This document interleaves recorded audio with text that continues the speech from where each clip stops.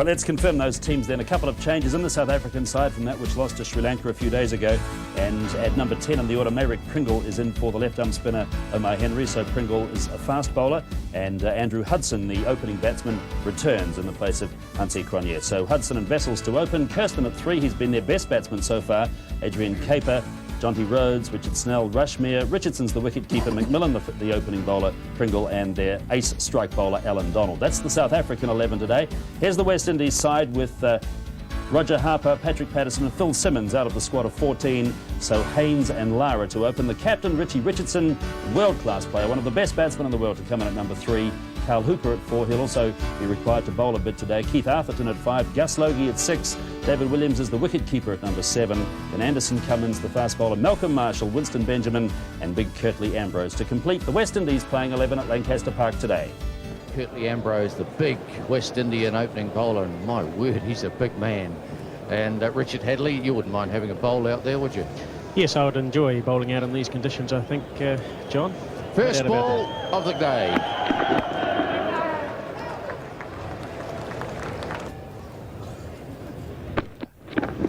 Yeah, that one kept down a bit. But there's runs, it might be 4, it is 4, the first runs of the day, and an inside edge beating the keeper down to fine leg, so a bit lucky, Hudson. Yes, very much a moral victory to the bowler here, because that ball did come back quite a bit, and really it's called a French cut. And whilst it may be a positive start for South Africa, I'm sure the West Indian bowlers will just be a little bit encouraged by that as well. Kepler Wessels just fishing for that one. And that's good running.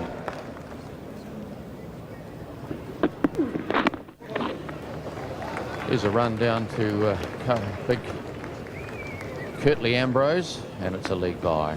Umpires today, Steve Randall from Australia, Tasmania, Brian Aldridge from Christchurch. That's the end of the over, 7 for no wicket.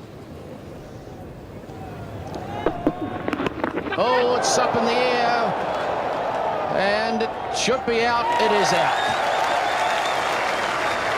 Caught Haynes, and that's a very good catch too. Good breakthrough for the West Indies. Yes. Wessels there having a bit of a problem with a shortish ball. Didn't really know what to do with it. He was in no man's land. Yes, he looked like he wanted to whip it away on the leg side. It came on too quickly.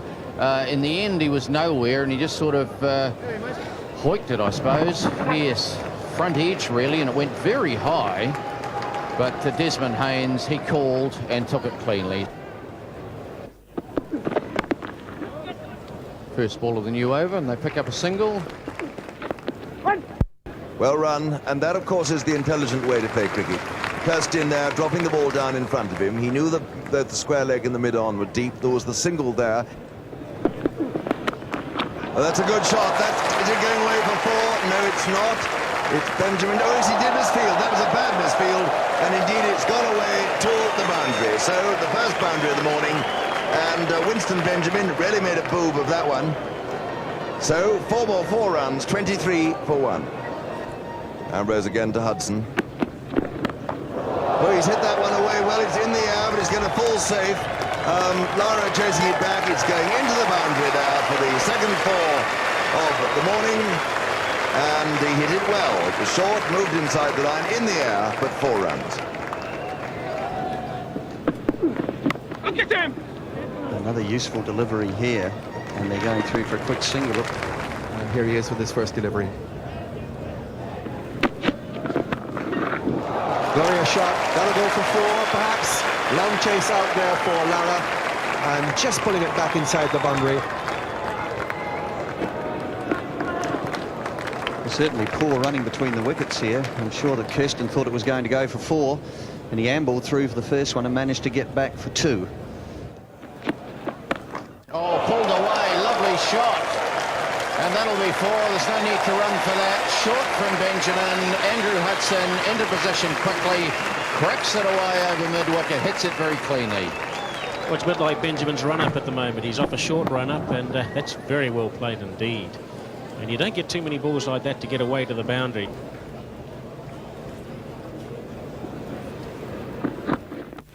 And cutting in the... Oh, lovely catch. Brian Lara at point dives away to his left and picks it up with two hands. What a superb catch. Andrew Hudson cutting. He got hold of it reasonably well, but it was in the air. And Lara, what a beauty. So the West Indies get their second wicket. Come on. And Rushmere is off the mark with one down to third man. And Winston Benjamin is the man patrolling that area of Lancaster Park.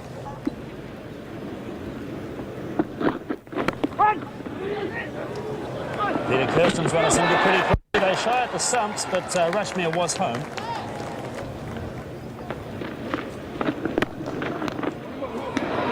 Brilliant piece of fielding by Hooper. He appeals to the man at square leg, the umpire at square leg, Brian Aldridge. But Kirsten was back. Yes, coming down the pitch, which he's entitled to do. Felt that he'd defeated Hooper. And always going to get back, but at least Hooper made his intentions clear. Yes, come on, Spotted. Well, he placed it exactly into the gap between square leg and mid-wicket, and they've gone for the second run. Atherton closing in here. A long way to come. That was very well played by Rushmere and extremely well run. Good piece of cricket by the South Africans. Yes, I suppose 10 overs of Hooper, they'll be looking for between 40 and 50 at least from him, won't they? Yes, he's got to be the man, and here they place it perfectly in the gap. Rushmere does, and they settle for two. And a wonderful piece of fielding here. Come on. It's another good stroke into the gap. There'll be 2 runs here. Well played by Rushmere. Atherton this time not picking up cleanly, and so there's no hurry in the final stages of that too. It is the end of the over. 63 for 2. It's just the single there to Peter Kirsten. Desmond Haynes fielding.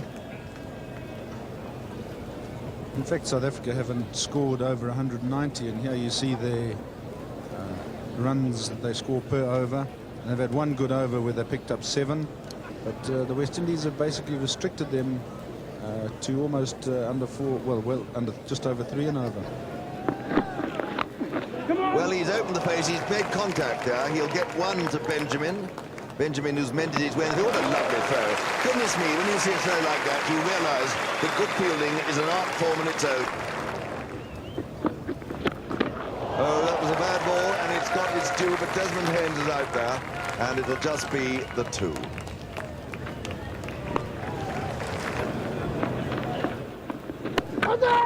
Well, that wasn't a very good throw. He's out, he's gone, he's stumped. He's been given there by umpire Aldridge at square leg. Rushmere was aiming to play it down to run it to third man, having come forward, and obviously his back foot just pulled over the crease. Yes, there he is. He's actually standing out of the crease. He went forward, tried to get down the wicket, and his foot's on the line, and he's out because his foot is actually at an angle. And so as much as it might look as if he's behind, it's actually out the crease. That's a better looking stroke. He's got a run there. Malcolm Marshall coming in off the long off boundary. So Kepler has opened his account.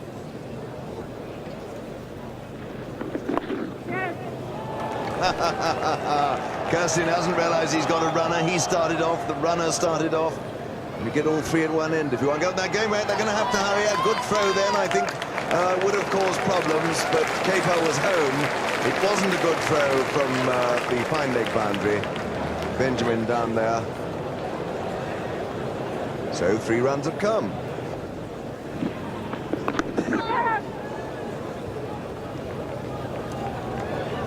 And welcome back to Lancaster Park. First ball, the next over from Hooper, is turned away round the corner there for 3 by Peter Kirsten. So he goes to 36, and it's now 81 for 3. Yes. They've still got Peter Kirsten, their batsman in form in there, even though he's got a runner with him.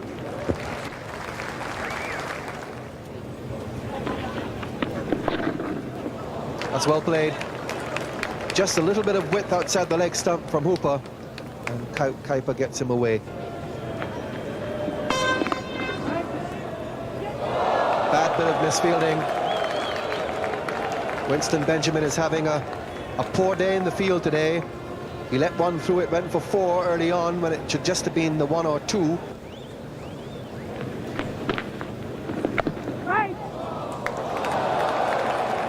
on this field. A difficult one on this occasion, though. And Kirsten just lapping it very fine and racing down to, that's Brian Lara there. Benjamin continues, and that's a fine shot. That'll go all the way. That's a 6. First of the innings. Picked it up really well. Adrian Kepler. And deposited it over that backward square leg boundary. All Desmond Haynes could do was to watch it go over his head. Fine shot.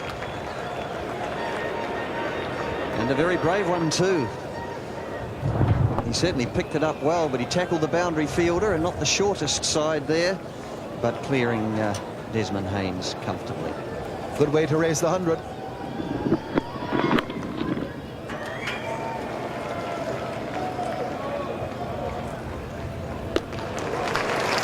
And old Desmond there, nipping in like a 2-year-old and whistling it in over the stumps.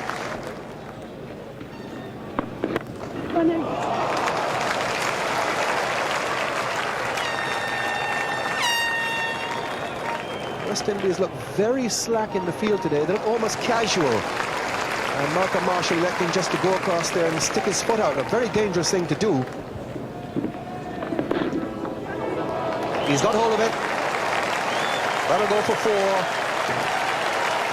Very fine indeed. So the South African innings starts to gather momentum. 110 for 3.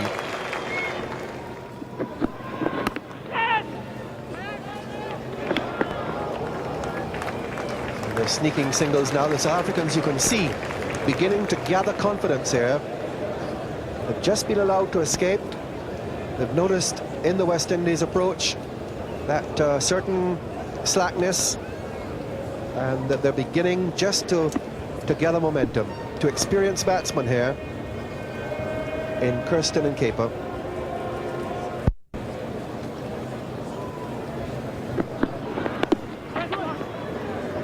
And they're stealing almost everything. Peter Kirsten on strike.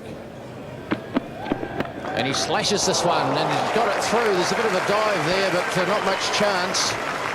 And they'll come back for 2. Of course, we've got a runner out there, and that creates a bit of confusion. It makes quick singles a little more, well, difficult perhaps, because there's 3 people negotiating the operation.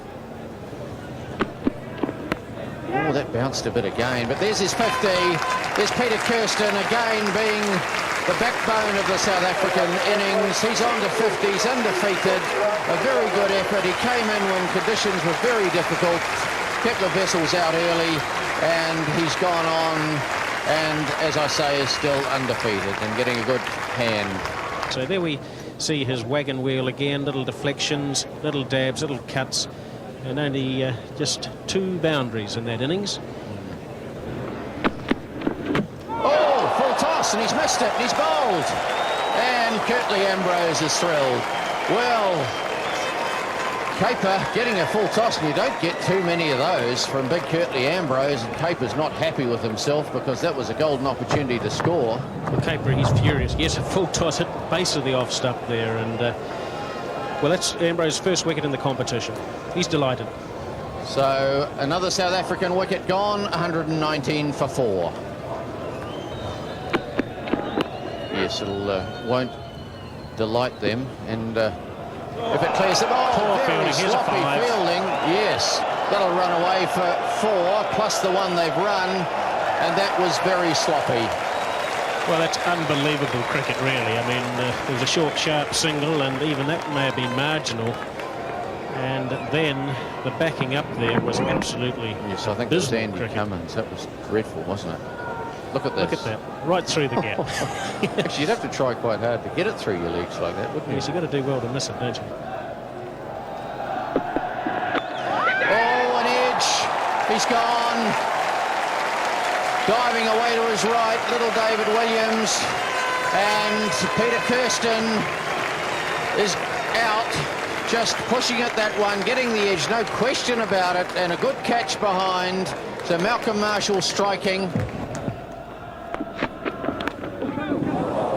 Well, it's off the inside edge for Johnny Rhodes. It won't be a boundary, but they've sneaked home for 2. Marshall now to McMillan. Oh, he's got it away again. That's the Surrey drive, the Harrow drive, the Surrey Cup, whatever. It came back into the right-handing Macmillan, found the inside edge, and went away to the fine leg boundary. It's another good-looking stroke by Rhodes, getting away. That may well go for 4. No, it's not quite got the legs on it. Just 2 runs there. And Desmond Haynes, the fielder. Yes, we've seen some great shots go through the covers, and as you can see from that right there, there have only been a few overs where they've got 8 runs and over, but at least the scoring rate is accelerating. But it's those red dots that keep putting brakes on the South African scoring rate. There we go again, and it gets a longer chase this time for Benjamin, but he picks it up very well indeed, and that is the 4th 2 that Rhodes has scored this over. Lovely throw, and Rhodes in fact claps Benjamin. How nice to see. Yes. Well, into the gap, just the single this time. It's a better over for the South African. 9 runs have come from it. That's the most productive over of the innings so far. The 150's up. It's 150 for 5. Oh, what a good stroke by Jonty Rhodes, but he's only got the 1. Oh, no, he hasn't. A bit of misfielding down there. A deep backward square allows him to come back for the 2nd. And, of course, for any of you youngsters watching, Rhodes is giving you a perfect object lesson. He runs the first one like lightning, so if the fielder does muff it, as he did then, he's in the position to come back for the 2nd run. It's in the air, but it's all right, top edge. And it's at Cummins, but here he comes back again. That was for a young man, that was a fairly middle-aged piece of fielding, I thought. Oh, he's gone, he's out, he nibbled at that one. He seemed to be slightly in 2 minds. I think he was in fact trying to run it down to 3rd man. He got the nick, so once again, just as things were starting to look up for South Africa, a crucial wicket has gone. They're 158 for 6. Jonty Rhodes has got a lot of balls down to 3rd man in the last over, and here Cummins has just put a bit more into it, a little bit more bounce, and there it is, the edge. Jonty Rhodes caught behind. South Africa 159 for 6. May not have the job this time. Here's a close one, but a wayward return from Atherton, who's had been the outstanding West Indian fielder today. They won't gain an overthrow from it. It certainly was off target. The end of the over, 161 for 6.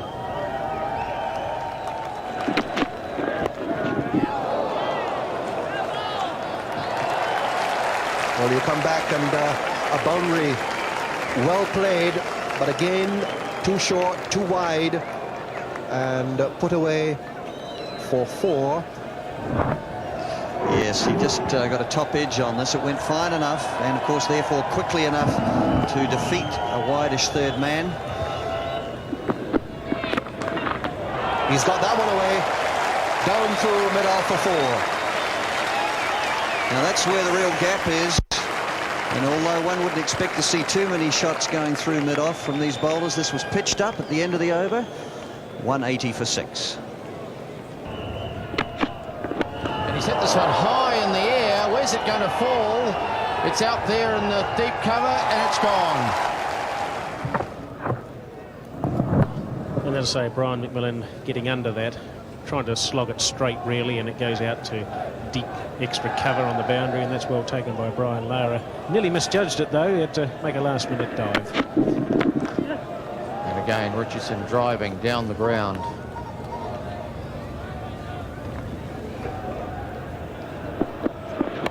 Up it He's hit goes. it in the air. He should be out here. Desmond Haynes, it is underneath it, and he takes the catch. Well, the keeper, David Williams, ran out, and he might have put Haynes off a little bit because he was very close to him when the catch was taken, but in the end, all is well as far as the West Indian cause is concerned, but trying to swing it away, managing really only to hit it high in the air. Well, had that been dropped, there might have been a few questions asked, because really it was probably a keeper's catch him anyway, because he had enough time to get there, and of course he's got the gloves on, it makes it easier to catch. A bad looking shot. Oh, he'll be a run out. Chaos. Missed it. Overthrows. Dear oh me. Unbelievable cricket. Chapter of accidents there. Just cut away behind point, and Pringle was coming and Richardson had no intention, and then, dear me. Well, Pringle was somewhat optimistic. The ball really was hit straight to the fielder. And there was plenty of time, really, but Ambrose, well. So Richardson, oh, that's, he's got it pretty fine down there. Well-judged shot, controlled, but can't quite get it through. And Pringle's still struggling, he's hobbling, and as you say, Richard, that may cause problems when South Africa come to bowl, because he is a very key part of the South African seam attack. Oh, just jams it out, really, right on the toe of the bat. He's coming back for two. This could be close. Oh, it was a difficult Ambrose coming in. He threw the ball, and it was just at ground level, so Malcolm Marshall struggling to pick up, and I don't blame him, really. So here we go. The last ball of the South African innings. Oh, and he's missed it. They're looking for a single. They decide against it as little David Williams runs up to the stump. So that's it for the South Africans. They've got the round 200. They've lost 8 wickets. So South Africa hit 200 for the first time in this 1992 Benson and Hedges World Cup. Exactly 200 for 8 in 50 overs. And Peter Kirsten, again their star batsman, with 56 from 91 deliveries. Some useful contributions through that middle order from Caper, from Rhodes, McMillan and Dave Richardson, the wicketkeeper there at the end, 20 not out from 26 deliveries faced. South Africa 200 for 8. The West Indies require 201 to win this match. For the West Indies, Curtly Ambrose, 2 for 34. Malcolm Marshall finished up being their best bowler. The very experienced opener for the West Indies, 2 for 26.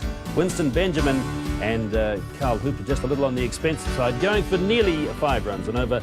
And Anderson Cummins, 2 for 40 from his 10 overs, exactly 4 per over, and he bowled well enough. Lovely shot, 4 runs. That was an absolute peach of a stroke, and lends weight to exactly what Tony Crozier was saying to Peter Williams just before the commentary came up here to Clive and myself. A beautiful stroke. Yes, Meyrick Pringle here, quite keen to give the ball a chance of swinging.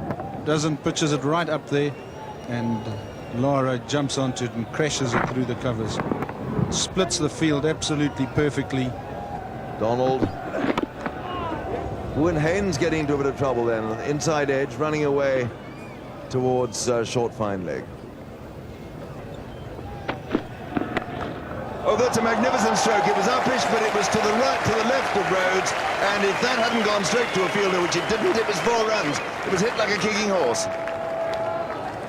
Yes, Lara is definitely going to be playing shots here, and here he gets a short one from Meyrick Pringle and smashes it away through the covers, a little bit in the air, but nevertheless very effective shot, and with nobody back there.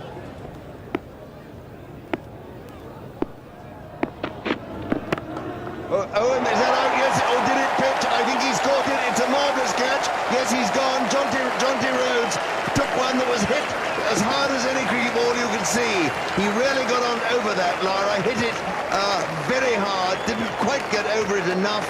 It was in the air, and Jonty Rhodes took a blinder. Yes, yeah, but Lara is playing that shot again, a little bit too close to him, and straight to Jonty Rhodes at backward point. What a superb catch, right at his bootlaces. It's a good shot by Haynes. It's worked away 4 runs. He won't catch that. And Haynes again finding the gap, playing it away resolutely, solidly. Typical Haynes. Minimum of fuss, maximum effect. This is really Desmond's strength, just flicking it away backward of square, and Allen's bowled the ball absolutely perfectly for him. Half volley, just outside leg stump, and thank you very much. So Pringle, oh, he's out, he's gone. LBW, Richie Richardson trying to swing Meyrick Pringle away in maybe over mid-on, and he missed it, and it went through and hit the pad. And umpire Steve Randell from Australia, he had the finger up. Well, that was a very casual shot. That's the length of the bowl. That's dead, really. They would have hit the leg. That's out. Hit him on the crease. But really, they are bowling the right length, bowling a lot fuller than the West Indians. And Pringle is obviously delighted. The South Africans, 19 for 2 now, the West Indies. Oh, it's in the air, he's gone! First slip, Kepler Wessels takes the catch, just prodding at it, really, almost guided it into first slip. And South Africa, goodness me, they're back in business. 19 for 3, and the West Indies in all sorts of trouble. Carl Hooper gone. Well, it's that length again. Just look at that, just pushing at the ball, and that's well taken by Wessels. Tell you what, South Africa certainly on top and have got a great chance. Oh, he's nicked it. He's gone. He's chased it a mile. That must have just about been a wide, and he's gone after it, and he's got an edge. And goodness me, another West Indian has gone. 19 for 4. Well, the West Indians, they like to play shots, and if the ball is short or wide, they will chase it. Not necessarily a great delivery, a bit too wide, but that's the end result. And again, South Africa have got that breakthrough, and the West Indies in all sorts of trouble. It's in the air, but it's all right. It's away for 4. The uppercut by Logie hit it well, high and to the left of Jonty Rhodes. It's 4 more runs. Yes, Brian McMillan drops this one short, and Logie, with his very short legs, will do very well to try and get on top of that one. Jumps, launches himself at it, and over the covers it goes. Oh, that's 4 more. He's glanced it away. It was uppish. It went wide of Richardson. It's leg byes. It's all right. It wouldn't have counted if he caught it. Well, it would have counted as runs, but he wouldn't have been out. End of the over, 28 for 4. Yes. Oh, well, it's meat and drink to Desmond Haynes on his legs. Is that going for 4? No, I think it's just going to be pulled back. It is, and he gets a couple of easy runs. So Haynes goes to 11, Logie has 4, and at the end of the over, West Indies are 30 for 4. Oh, that's a typical flashing Logie square cut. We've seen him play that so many times. It's just exactly as if he's been hit by an electric shock. What a lovely stroke. What a wonderful shot this is. Just half short, and he jumps up and cracks it away. And he's actually airborne as he hits this ball backward of point. 4 runs. Oh, it's uppish, but it's safe, and it's 4 runs. Well, well, well. Logie living dangerously outside the off stump, but the West Indies have got to do something at 34 for 4. And certainly the excitement continues unabated. Yes, Logie chancing his arm a bit here. He's looking to hit it off the back foot, over extra cover, but just a little bit of extra bounce, and the width of the ball carried it over between slip and gully, down to third man. 4 runs. And that's a typical Gus Logie cut shot, screamed away to the boundary for 4. What a resounding way for Logie to get another boundary. Yeah, certainly a poor delivery, but Logie taking full toll of this. Wide and short, and he thrashed it away behind point for 4. And actually, I changed next to Van Burn Holder for Worcestershire for 10 years, so I'm certainly very familiar with the name Holder, West Indies.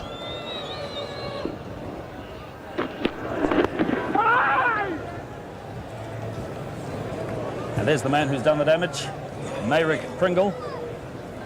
Well, Desmond Haynes has been bothered by this finger for much of the match. I think he came into the game carrying the injury, and he had it jarred up just a little bit with that last ball that he got from Richard Snell.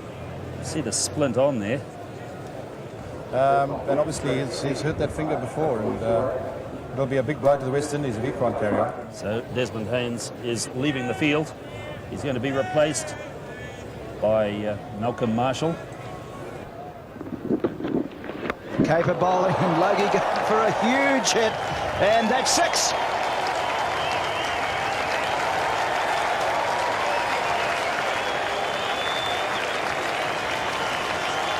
Well, that almost brings back memories of New Zealand playing South Africa at Eden Park when Caper went for 18 in the one and only over that he bowled. He just struggled to get it right on line, and of course Logie, I mean, he doesn't like to be tied down. He likes to play shots, but he's got that one away very well indeed.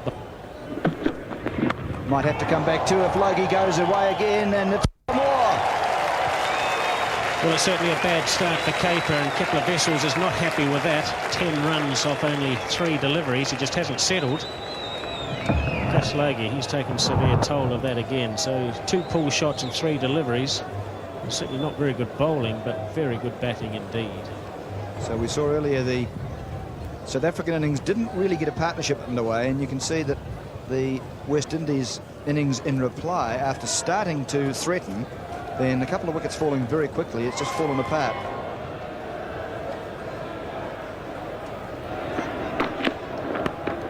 There's a big shot from Marshall, flicking him behind square. That's a very good shot from Malcolm Marshall. And Snell paying the penalty of drifting down leg side.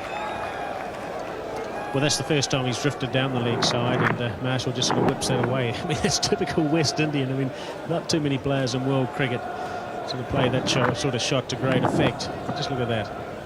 Great timing.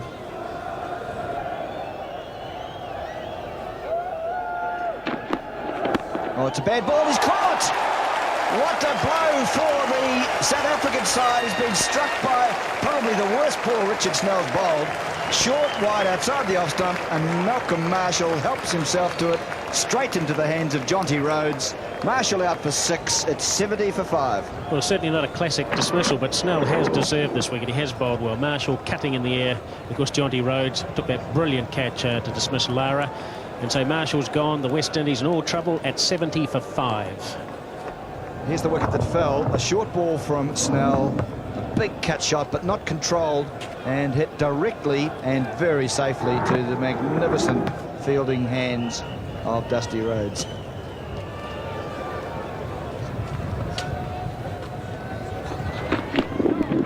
Oh, that's another lovely ball. Appeal, he's gone. Williams is gone. 2 wickets have fallen to Snell on the 1 over. And Williams could not do anything with it. He got the edge, the finest of edges, caught by Richardson. Williams gone for a duck. The West Indies in deep trouble, 70 for 6. Well, that average of 7 probably comes down to 6 now, Peter. Looks as if he might have got a faint glove on that. Let's just have a look at it. Another classic delivery. Well, he may have been a bit unlucky as well. But here we have the dismissal of David Williams. Might have got a little edge. It might have been a flick off his arm. However, the umpire has made the decision. He's given it. Williams doesn't appear to be that impressed. Not surprised when you're on naught. So Williams is gone, and Desmond Haynes is coming back. Now, this must be a last gasp desperation effort for the West Indies. Desmond Haynes is returning. He's in serious difficulty through the injury to the right-hand index finger that you can see there. Haynes driving well. That's a very good shot from Desmond Haynes. So maybe the pain cream has worked, because he played that with real control, and that's a bottom-hand shot, isn't it? Yes, that's beautifully timed. Desmond Haynes is very good on the onside. Mind you, he's very good all round the wicket for that matter, but particularly strong, anything straight and going leg side. And it's a beautiful on drive. Logie gets it fine, gets 4. The nearest fielder there is a wide or a deep backward square, at least 40 metres away from that. And Kepler drifting down the onside or leg side, and almost a sweep there rather than a leg glance. So Gus Logie on 49. Waits for it, hits it hard, and that's his 50 with his third 4 in consecutive balls. Kepler is going for them, and Logie's just going after them. So Gus Logie is 53, and that's the West Indies 100. They're 100 for 6 in the 27th over. Not much to celebrate, though, and here Kepler's just checking to make sure that Logie can play that shot. So he just gave him a fuller one, about as wide as the previous. And Gus Logie strong, a couple there, one through the covers, mid-off, behind square, behind point, so a reasonable range of shots. And as we look at that wheel again from this end, you see the one behind point, the cut, then the one down to fine leg, and a couple straightish through mid-off. Logie, a player who plays with his feet together, really doesn't move that a lot, gets his arms going and launches himself towards the ball. So the pressure on Adrian Kepler now as he goes again. He's going to be caught. No, he's not. He couldn't quite get to it, Richardson.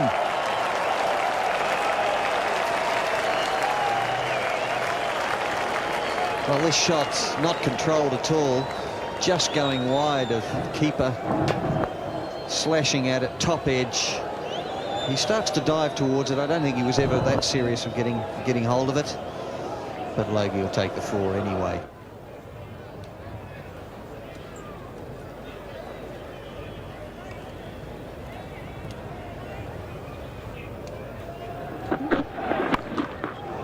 Well hit by Haynes. That really was a magnificent pull shot. Got on top of it, hit it down, and here's a man whose right index finger is reputedly damaged. Brian McMillan drops it short, and Desmond Haynes crashes into that one. Thank you very much. Even with a broken finger, look at that, absolutely crashed it through mid-wicket. He's gone. Kepler comes on and gets the vital wicket of Haynes, caught behind. A wide one chasing at Desmond Haynes. And Kepler, who was really very expensive in his first 5 overs, comes back and with his very first ball of a new spell accounts for Haynes. How often doesn't that happen? First ball, batsman doesn't quite have a look. Desmond after Adrian Kepler the outside the off stump, wicket. How excited Kepler is, and that really does swing things very much in South Africa's favour. It's in the air and there's a catch. Logie goes. So the 2 main West Indian batsmen out in the same over from Adrian Kepler, and that really now just about spells doom for the West Indies. It's not all over yet, but it's close to being so. Yes, yeah, Adrian Kepler was just back of a length, and Gus Logie desperate to try and accelerate this rate straight to Meyrick Pringle, and he has got a safe pair of hands.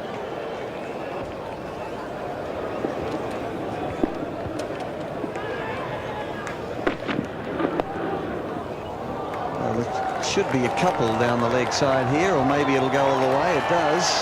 So big Curtly Ambrose tickles it round the corner. That'll be 4 runs. Now we've just got to have a replay of that. I want to work out how that got there. Well, I'll let you explain it, because I want to know how it got there as well. There's been a few of those today, a few little French cuts. And let's have a look. It's put in short, and he goes to pull it over square leg. He gets a bottom edge, which defeats the leg stump quite comfortably, and also the keeper. Yes, it's an under edge, and that was always worth 4.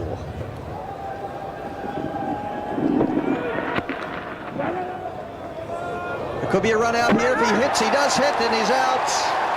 Ambrose is run out by Kepler at the non-striker's end. There was never a run there. He came down in anticipation, and his face says it all. And he's not happy with Brian Aldridge, the umpire, either. Never a run there anyway, but he'd come too far down. He's a big man. He's got to turn quickly. So there's another look at it. Curtly Ambrose too far down. As I say, he had to turn rather quickly. I think you just might find he is marginally short of that line. Very much a tight decision. Umpire Aldridge of Canterbury, of course New Zealand, has given him out. 2 slips in now for Donald, trying to get the number 11 out. Edged it wide. Yes, a beautiful catch at second slip, and Donald elated. And so the South Africans have won this contest here in the 1992 BENSON and HEDGES World Cup match against the West Indies.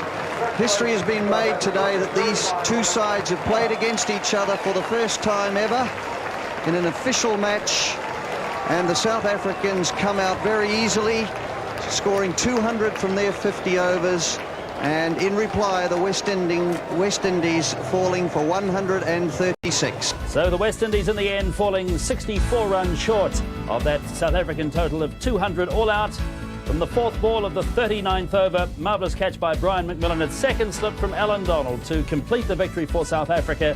That's their 2nd win from 4 matches. Look at those South African bowling figures now. Donald and Pringle.